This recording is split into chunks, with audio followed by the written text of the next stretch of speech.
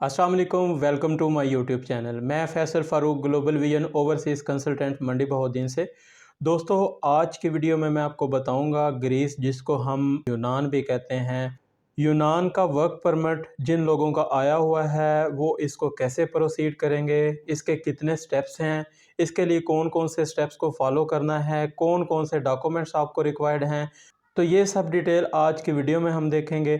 मज़ीद डिटेल में जाने से पहले अगर आपने मेरा यूट्यूब चैनल सब्सक्राइब नहीं किया, सब्सक्राइब कर लें, बेल आइकन प्रेस कर लें ताकि नई आने वाली वीडियोस का नोटिफिकेशन आपको मिलते रहें। तो दोस्तों, एक चीज़ आपको क्लियर करता चलो, जिन लोगों के वर्क परमिट आए हुए हैं, बहुत सी क्यूरीज आ रही हैं कि ग्रीस एम्बेसी रिफ्यूज़ल लगा रही है, वीज़ा अप्रूवल रेट बहुत कम है। तो इसके पीछे बहुत सी वजूहात हैं, उन वजूहात को आज की वीडियो में हम डिस्कस करेंगे। सबसे पहले मैं आपको बताता चलूँ कि आपको जो जो डॉक्यूमेंट्स रिक्वायर्ड हैं और किन स्टेप्स को आपने फॉलो करना है, इस आज की इस वीडियो में हम इन सब डिटेल्स को डिस्कस करने जा रहे हैं। तो सबसे पहले हम डिस्कस करते हैं कौन कौन से डॉक्यूमेंट्स रिक्वायर्ड हैं और इन डॉक्यूमेंट्स का आपने क्या करना है। इन डॉक्यूमेंट्स में आपको पासपोर्ट रिक्वायर्ड है, जिसकी आपको कलर कॉपी करवा लेनी है, और कलर कॉपी करवाने के बाद आपने मुतलका पासपोर्ट ऑफिस से इसकी अटेस्टेशन करवानी है, जो कि डायरेक्टर या पासपोर्ट का इंचार्ज जो भी होगा वो आपको अटेस्टेशन कर देगा।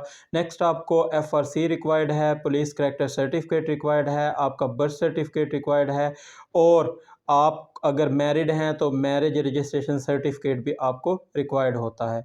इन सब डॉक्यूमेंट्स को आपने मिनिस्ट्री ऑफ फॉरेन ऑफिस से अटेस्टेशन करवाने के बाद नेक्स्ट जो स्टेप होता है, आपने अपॉइंटमेंट की तरफ जाना होता है।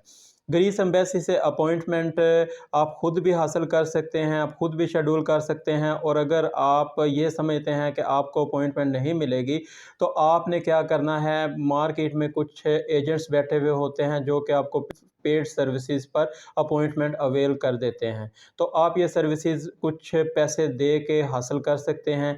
नेक्स्ट जो स्टेप होता है, जो अपॉइंटमेंट डेट के बाद आपको जो डॉक्यूमेंट मज़ीद साथ में ऐड करने होते हैं, इसमें आपको 4 फ़ोटो चाहिए होती हैं, जो कि आपको यूरोपियन स्टाइल में वाइट बैकग्राउंड के साथ 35x45 साइज़ में साथ में अटैच करनी होती हैं। एक आपको वीज़ा एप्लीकेशन फ़ॉर्म फिल करना होता है। अगर आप ये खुद से नहीं कर सकते तो आप किसी भी कंसल्टेंट से रब्ता करके ये फॉर्म फिल करवा सकते हैं। जो नेक्स्ट डॉक्यूमेंट रिक्वायर्ड होगा वो आपको आपका वीज़ा वर्क परमिट जो होता है, जो आपको ग्रीस से रिसीव हुआ होता है, वो भी आपने अपने फ़ाइल में अटैच कर लेना है। और जो मोस्ट इम्पोर्टेंट डॉक्यूमेंट कंसीडर होता है वो आपकी इंश्योरेंस होती है।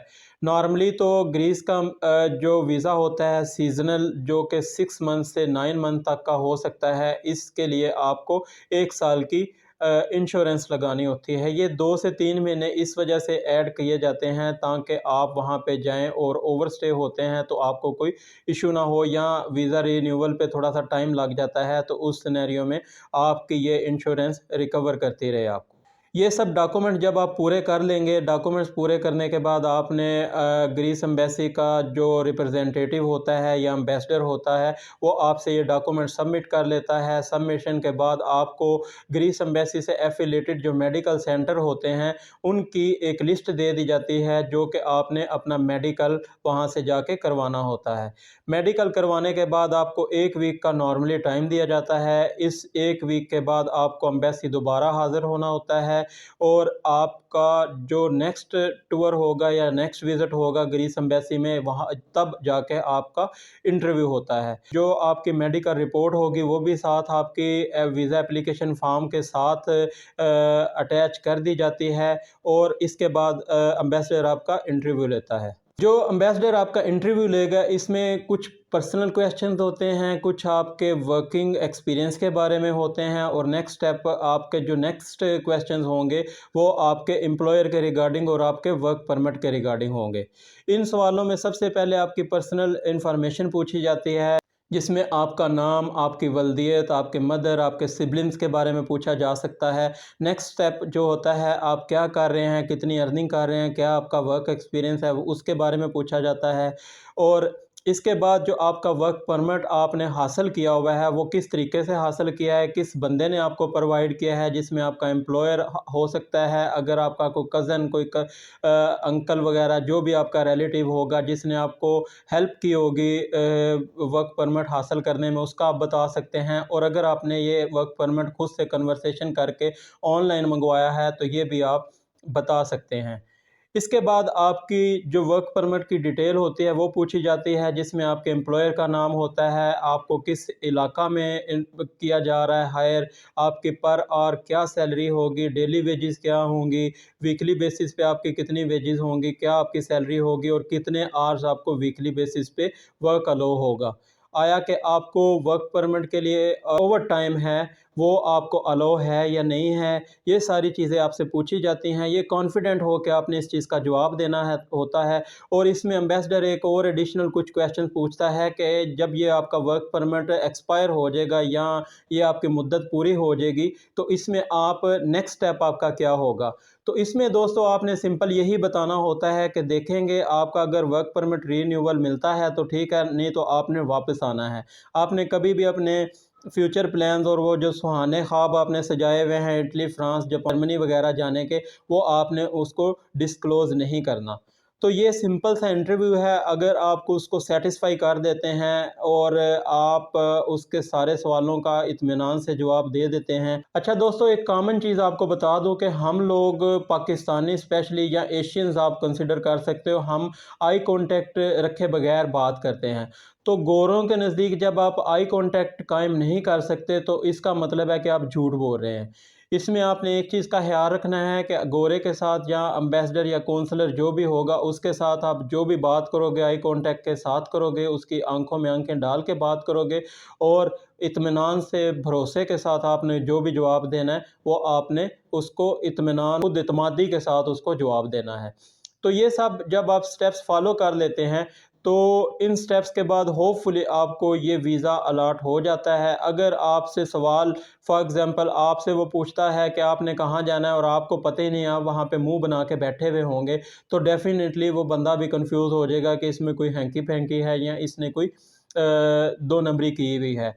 तो इन सब चीज़ों को आपने अवॉइड करना है, कोशिश करनी है कि खुद एतमादी के साथ जो भी पूछता है उस चीज़ का आपको पता हो, आप उसको होमवर्क करके जाओ और इन चीज़ों का आपने एतमाद के साथ, खुद एतमादी के साथ जवाब देना है। जब आप ये जवाब देंगे तो होपफुली आपको ये वीज़ा अलॉट हो जाएगा। मैं आपको अपना पर्सनल एक्सपीरियंस बताऊं तो रेशो तो आप लोगों के सामने ही है। सितंबर और अक्टूबर में अल्हम्दुलिल्लाह 2 क्लाइंट मेरे पास आए थे जिनके पास वर्क परमिट पहले से मौजूद था और उनकी मैंने इंटरव्यू की तैयारी करवाई, फ़ाइल सबमिशन वगैरह में उनकी हेल्प आउट किया। तो दोनों अल्हम्दुलिल्लाह वो अभी ग्रीस में पहुंच चुके हैं और वहाँ पे वो जॉब भी कर रहे हैं। तो ये है, मतलब थोड़ी सी वर्किंग ही होती है, इसमें डरने की कोई बात नहीं है। बहुत से दोस्त अहबाब ये पूछते हैं कि आजकल एम्बेसी की सिचुएशन कैसी है, हमने डन बेस पे करना है, तो भाई डन बेस पे कुछ भी नहीं होता, आपकी अपनी मेहनत ही होती है। ना तो एम्बेसी के अंदर किसी के कोई ताल्लुकात होते हैं, ना वो इतने वेले हैं एम्बेसडर के हर दूसरे बंदे के साथ वो रब्ता करें। जो लोग आपको मिलते हैं एम्बेसी के बाहर वो ये कहते हैं कि हमारे एम्बेसडर के साथ ताल्लुकात हैं, तो ऑनेस्टली बताऊं, उन लोगों के हो सकता है घर वालों को भी ना पता हो उनका, या एम्बेसी के बाहर जो गार्ड है उसको भी उसके बारे में ना पता हो एजेंट का। तो इन धोखों में या इन जो मामलात हैं, इन मामलात से आपने बचना है, फेक एजेंट से बचना है आपने। कोई अथेंटिक रिप्रेजेंटेटिव अपना या फिर कंसल्टेंट से आप रब्ता करें जो कि अथेंटिक बंदा हो, तो वही आपकी हेल्प आउट कर सकता है, वही आपको वर्क करवा सकता है। ये आपका अपना पर्सनल होमवर्क भी है और कुछ मेहनत आप पे कंसल्टेंट हज़रात भी कर सकते हैं। तो दोस्तों, अगर आप इन स्टेप्स को फॉलो करते हैं तो होपफुली आपको ये वीज़ा इशू कर दिया जाएगा। मज़ीद इन्फॉर्मेटिव वीडियोस देखने के लिए मेरा यूट्यूब चैनल सब्सक्राइब कर लें, बेल आइकन प्रेस कर लें ताकि नई आने वाली वीडियोस का नोटिफिकेशन आपको मिलते रहें। मिलते हैं नेक्स्ट वीडियो में, अपना ख्याल रखिएगा। अल्लाह हाफिज़।